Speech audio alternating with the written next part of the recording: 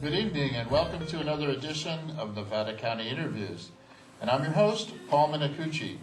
And tonight we're going to talk about the show that's currently running in our parts called Tiny Tim. And we're going to be interviewing producer Alice Legate and actors Brandon Johnson and Scott Ewing. Thank you for being here. Well, thank you for having us. And we're going to be seeing you guys actually being in costume. We'll actually do a little bit of the play. Yes, indeed. Great. And this is part of our Christmas week entertainment here at NCTV. So we hope you enjoy it and hope you get out to see Tiny Tim when it plays here. So I'll start with you, Alice. Let's ask you, when are the dates for the show?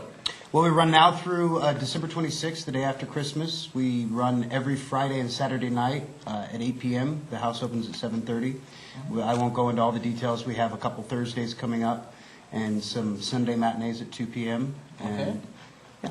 And people should just call the phone number as they see it up on the screen?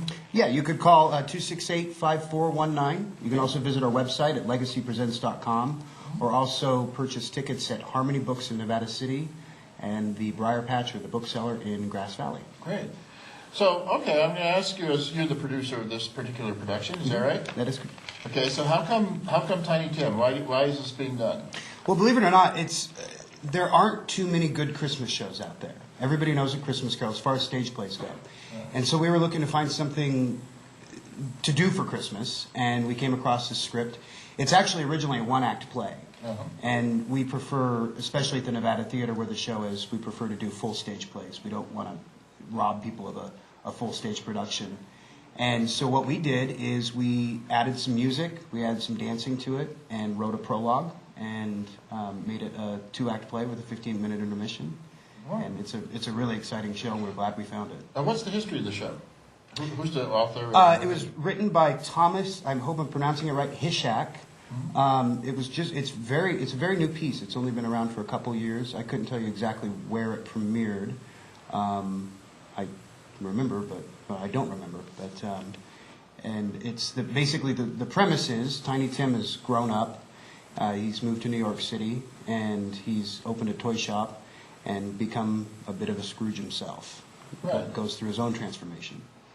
I'm sort of interested in this transition because when we leave the Christmas Carol, everything is bright and happy, and Tiny Tim is wishing everybody goodwill to everybody all the time. And I wonder how did you end up being kind of a Scrooge?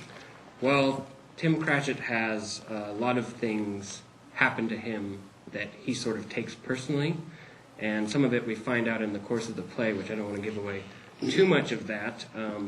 But he has a big chip on his shoulder from his experiences in London and the way he was treated in that society, and he also holds some grudges against Scrooge just for kind of taking over the family. In a way, he eventually comes to resent that. He seems to see it as a bad thing as opposed to a good thing. Well, what does his dad, Bob Cratchit, have to say about that? Well, that's a good question. As an actor, I could pursue it further, but in the script, we don't get to see Bob Cratchit other than in the past.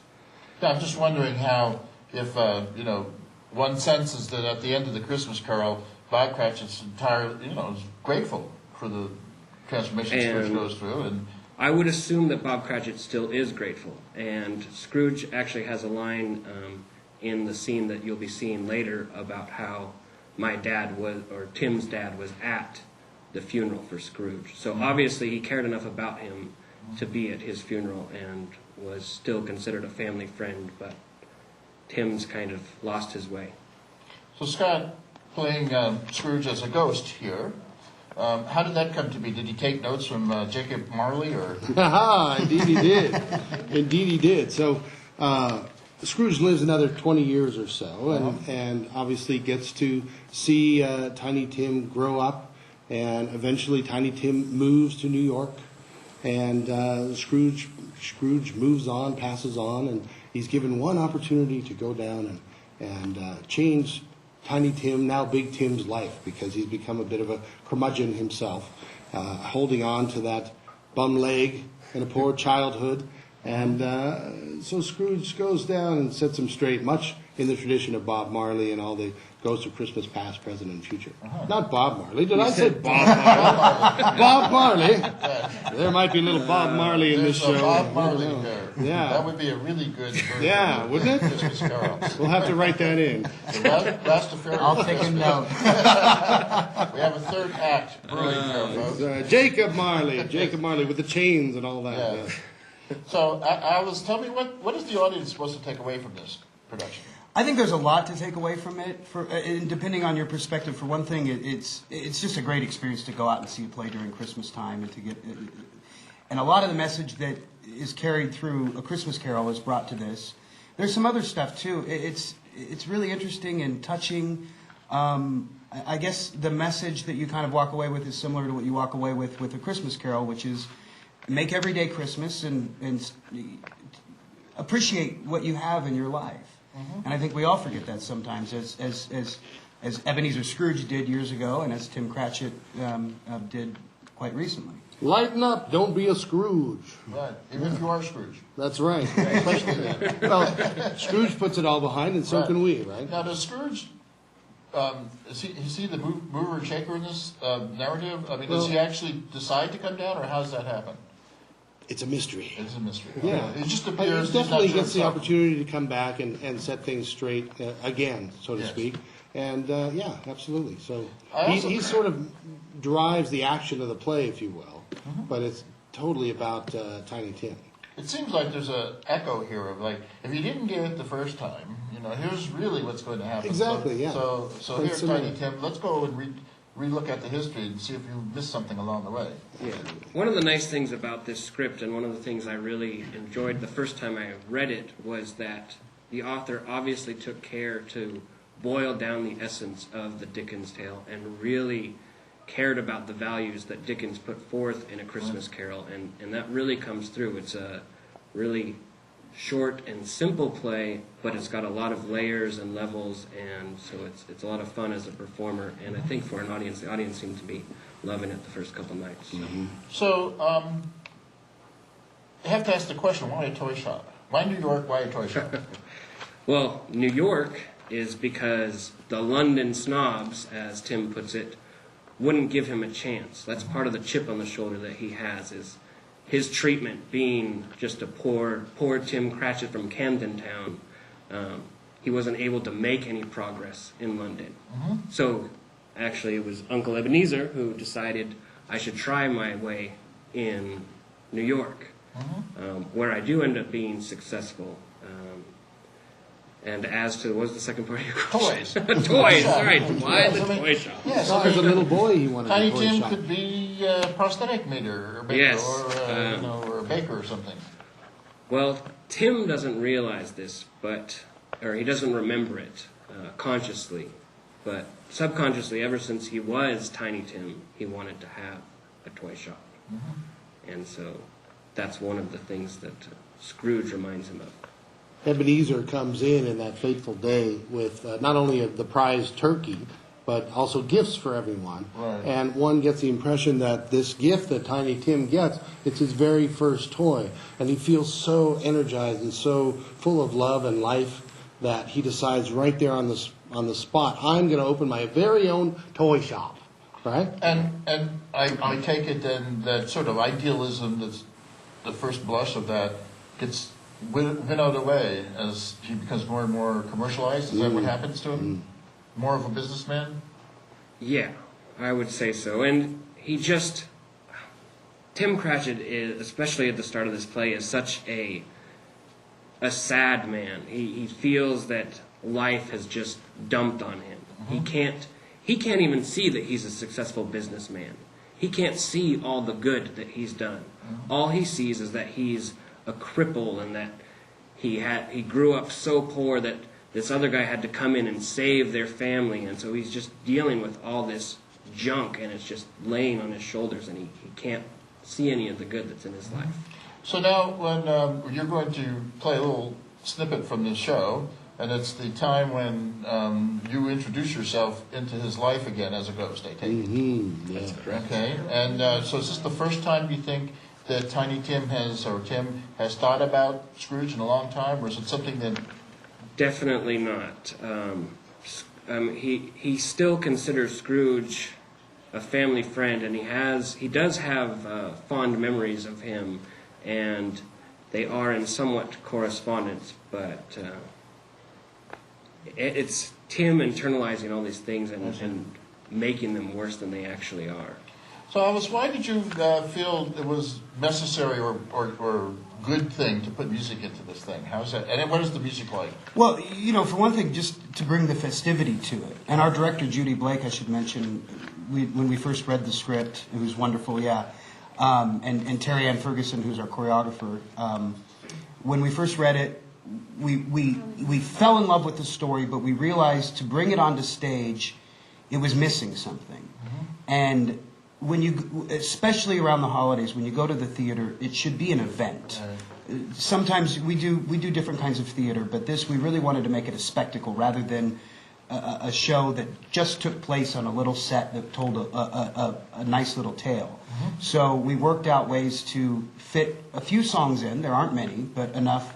And I don't want to give too much away. There's a great festive scene at the beginning that we do, and it just it gave it that added essence that was missing. It's a beautiful script without the music, but it gives it that more festive event quality. Now, I know the Sacramento Theater Company used to produce a Christmas Carol with music. I don't know if you I was actually in that one. Oh, were you? Yeah. And actually, the playwright whose name I'm forgetting. It was about I 16 years ago. Studied with when I was getting my MFA. Oh, I'll be darned. So I watched that production a lot, and I was really struck. I thought that was a really strong production, by the way. I had a great time doing it. I did it as I was about 14 years old. In fact, I played Peter Cratchit. Oh, did you? I played Tim's big brother. Uh-huh. Yeah, that was, and so, I think you're right. I think, the Christmas play, maybe we'll write a Nutcracker next time. With music? Yeah, with music. Nutcracker with more words. Right. That, No, and that's funny because I think, now that you mentioned that was sort of part of, might have been part of the vision that and I wasn't the only one that came up with adding music to it, but that was sort of what we were looking for. Like I said, just add some more zest to it. A great deal of it takes place in this toy shop, and Judy and Terry Ann really brought the toy shop to life with all this. It's just incredibly. It's almost like a pageant, if you will, right. in some sense. Right. Yeah, well, I look fantastic. forward to seeing it. Why don't you guys take your spot on stage? All right. And maybe Elvis can help set the stage for us as to what's happening in this particular part of the play. Okay, well, let's see. This is towards the beginning of the show. We're introduced to Tim Cratchit, who, as we've already stated, owns a toy shop. And he's closing up for the night. It's Christmas Eve. He's planning to he's heading out to the hotel to have dinner, and alone. His store manager's been insisting, come over and have dinner with me and my family and me and my mother, and he insists, no, I want to spend it alone. So all the employees leave, and we see Tim Cratchit on stage alone as he's closing up and being a curmudgeon, and then all of a sudden we get a visit from an old friend. All right, take it away. Where is he? Where's my boy? There you are, Tiny Tim! I hate when people call me that. Oh, is it really you, Tim? Why, St. George, you've gotten old. And coming from a dead man, that's no compliment. Uncle Ebenezer. That's me, boy, dead as a doornail, but still kicking. My, it's good to see you again, Tim. How long has it been since you immigrated? Oh, must be 15 years. 17. That long? My, the time sure has flown. You're getting up there. Well, none of us is getting any younger, especially yours truly. Oh, how's the old leg? Still giving you a bit of trouble, I see. I don't understand any of this. I must be dreaming or... Dream if you want. I don't fully understand it myself, but I had to see my Tiny Tim once more before I moved on. So here I am. Ghost Oh, I don't feel like a ghost. Feel like my old self. Hey, notice anything? Well, you're wearing a nightshirt. Oh, yes. Couldn't be helped, my boy. I died in my sleep, so that's what you're wearing for the big journey, I suppose. But don't you notice anything else, Tim? I don't think so. No chain. What? Not a single chain. Marley was right. I told you about Jacob Marley and the chains, didn't I? I think so. I was rather young. Well, just look at me, Tim, my boy. Free as a turtle dove. It's a great feeling. But you're dead. Oh. They buried you 3 weeks ago. Yes, and it was a lovely service. Your old dad was there, and the whole family, too. Quite a nice turnout. I was very touched. Didn't care for some of the hymns, though. A bit too somber, if you want my opinion. Thought they should have done with some of those Christmas carols. You know, God rest you merry gentlemen. But why are you here, if indeed you really are here? Do I need a reason to see my tiny Tim once more? Oh, stop calling me that. This is ridiculous. It's all just a bad dream. Oh, just a bit of undigested beef. Honestly. Honestly, my boy, I've come because I hear you're in a spot of trouble. Who told you such a thing? It's nonsense. This business is doing very well, and I will not... Business? Don't bother me with business. Mankind is my business. Yours, too. Please don't start all that with me. I grew up listening to you go on and on about mankind. God bless us, everyone, Tim. If you've come here to preach, Uncle, then I suggest you go back to where you came from, or wherever it is you're going, and leave me be. Good God, it's true, then. What's true? What I've heard tell about you. You're in danger of becoming a regular Scrooge. You don't say bah humbug, do you? Don't tell me it's come to that. I'm doing just fine, thank you very much. It was very nice seeing you once again, Uncle Ebenezer, and I do appreciate your stopping by. So this is the shop, is it? Very nice, Tim. Very nice indeed. Ah, what could be more wonderful than a toy shop? It's a business, like any other business, but we do pretty well. I see lots of empty shelves. That means the toys are all out and about, bringing joy to children. For a price. My, we have gotten cynical, have we not? Well, down to business. I thought you disliked business. The business of mankind, my boy. My, but I'm worried about you, Tim. You needn't be. Look at you. Just because you've got a bum leg and a hard time behind you, no reason to shut your eyes on the world. You gotta wake up and look around you, boy. What I need is to wake from this ridiculous dream. Now let's see. Better get started. Ah, old ways are the best ways. We'll look at Christmas past first, then the present, and lastly, the future. That ought to do the trick. I've seen enough tricks for one evening. What? I haven't even started yet. Come. Where are we going? Christmas past. Your past. Mine too, come to think of it.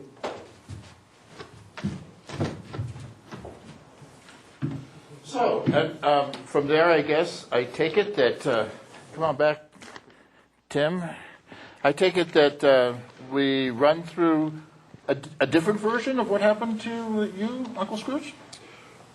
Does he remember it the same way that it happened in the Christmas Carol? Well, he certainly remembers it, yes. But now it's his turn to be Jacob Marley, Right. if you will, and walk Tim, the grown-up Tim, through the past, present, and future, if you will.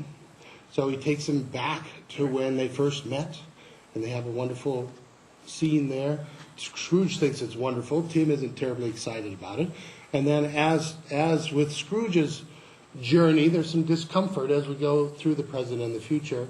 And theoretically, that leads to Tim's reformation, if you will. Mm-hmm. So I take it that all's well that ends well? You'll have to come and see. You'll have to see the play. I knew you'd say that. That's why I asked. So, Alice, tell me what else you've got going other than Tiny Tim at the moment. Well, right now, running through the 16th of December, I don't know, we're doing This Wonderful Life. Right. It's a one-man show based on the film It's a Wonderful Life. Great show. Starring Gary Wright, Right. a local actor that many people remember from Foothill Theater Company. Directed by Greg Alexander, and we're really excited. It's a wonderful show. And he plays something like 45 characters? I think it's just under 40. Uh-huh. Yeah. And so tell me a little bit about your theater company. How did you come to be up here in these parts, and what's the history of it? Well, I could go on about that all night, but I grew up here. In fact, my father was born here. In fact, my grandmother grew up here, so I've been here all my life. I began doing theater at the age of 8 years old, 7 or 8 years old, and got pretty heavily involved in children's theater. And later on, my mother and father followed in my footsteps, ironically enough, and began doing theater. And my dad is known very well around the parts as playing Mark Twain. That's his claim to fame around here. And my mom does a lot of theater off Broad Street. And so we started producing the Mark Twain shows. Then we got more involved and started doing some dinner theater. And then we decided in 2007 we were going to put on a full stage production at the Nevada Theater. For 3 weeks only, we did a show called A Few Good Men in 2007, which we actually brought back in 2010. Both of these guys were actually in that show. And so, yeah, we just decided we've always loved theater. I've always loved to do it. And basically, I decided I wanted to start doing what I wanted to do rather than going out and auditioning for other people's shows. So that's how that came to be. All right. One always, someone who has produced 30 shows myself, I know how that is. Sometimes you wonder, why am I in this part of the business? It's got to be for love. I long for the day. Well, I tell you, producing two Christmas shows, I think I could probably be certified insane. Yes, absolutely. But that was true before he started. It was not a cause, it was actually part of the effect, right? Yeah, Exactly. it's a symptom. It's a symptom. So Scott, what about you? What's your background and history with theater up here at the... Well, I've been here a year and a half, and this is my fourth production, and also produced a show called How I Learned to Drive at the Nevada Theater. We have our own production company, Ewing Ventures, a small fledgling company. It's nothing like Legacy. They have quite the wonderful machine going. And actually, in June, we're going to produce the full Monty at the Nevada I heard Theater. about this, yes. Yeah.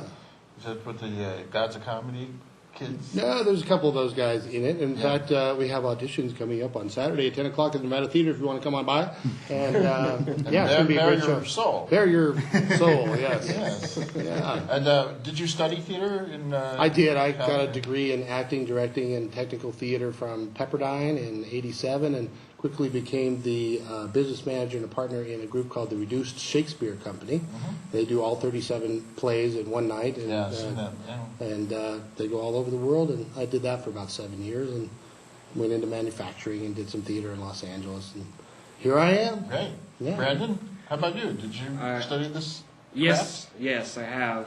I also grew up here. I also started as a young child with the children's theater groups around here, and slowly worked my way up through everyone from community players to Foothill Theater. I used to do a lot of tech work for Foothill. I did their apprentice program.